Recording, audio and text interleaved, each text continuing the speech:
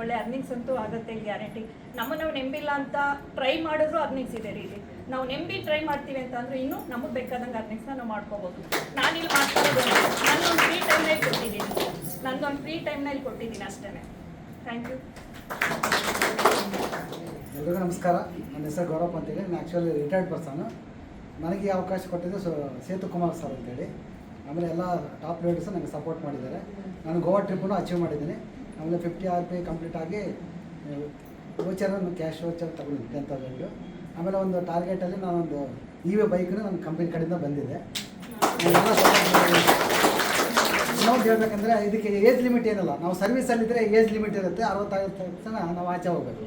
ಇದರಲ್ಲಿ ಎಷ್ಟು ಏಜ್ ಇದ್ರೂ ಏನು ಪ್ರಾಬ್ಲಮ್. ನಾವು ಮಾಡೋದನ್ನು ಮಾಡಬೇಕಂತ ನಮಗೆ ಛಲ ಇದ್ರೆ ಸಾಕು, ಯಾವಾಗ ಬೇಕಾದ್ರೂ ಮಾಡ್ಬೋದು. ಇದು ಎಲ್ರಿಗೂ ಅವಕಾಶ ಇದೆ. ಇನ್ನು ಯೂತ್ಸ್ಗೆ ಇನ್ನೂ ತುಂಬ ನೆಸಿಟ್ ಇದೆ. ದಯವಿಟ್ಟು ಎಲ್ಲರೂ ಅರ್ಥ ಮಾಡಿಕೊಂಡು ನೀವು ಮಾಡಿ ಅಂತ ನಾನೊಂದು ರಿಕ್ವೆಸ್ಟ್ ಮಾಡ್ತೀನಿ. ಅರ್ಥವಾಗಲಿ ಅಂತ ಹೇಳಿ ಬಿಟ್ಕೊಡ್ತಾ ಇದ್ದೀನಿ. Thank you. ನೋಡಿ, ನಮ್ಮದ್ರಲ್ಲಿ 18+ ಏಜ್ ಲಿಮಿಟೇ ಇಲ್ಲ ಅಂತ ನಮ್ಮ ಸ್ಮಾರ್ಟ್ ಪಿಕ್ಕಲ್ಲಿ ಯಂಗ್ ಪರ್ಸನ್ ಅಂದರೆ ಅವರೇ ಗೌರವ ಸರ್. ಈಗ ನಮ್ಮ ಸ್ಮಾರ್ಟ್ ಪಿಕ್ ಮುಖಾಂತರ EV ಬೈಕನ್ನು ತಗೊಂಡಿದ್ದಾರೆ. ಅದೇ ಥರ ಎಲ್ಲರಿಗೂ ಅವಕಾಶ ಇದೆ. ಇದೇ ಥರನೇ ನಮ್ಮ